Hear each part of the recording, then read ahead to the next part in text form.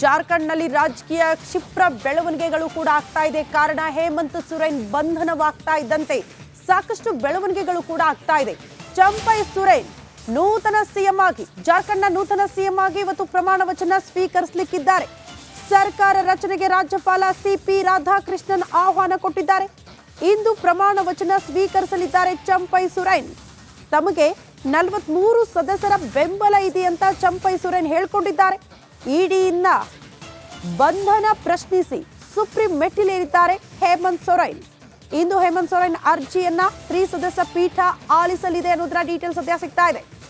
ಅಕ್ರಮ ಹಣ ವರ್ಗಾವಣೆಯ ಪ್ರಕರಣ, ಭೂ ಹಗರಣದ ಆರೋಪ ಎದುರಿಸ್ತಾ ಇರುವ ಹೇಮಂತ್ ಸೊರೇನ್ ಸತತ 7 ರಿಂದ 8 ಗಂಟೆಗಳ ಕಾಲ ವಿಚಾರಣೆಯ ಬಳಿಕ ಇಡಿ ಹೇಮಂತ್ ಸೊರೇನ್ ಅವರನ್ನ ಬಂಧಿಸಿದೆ.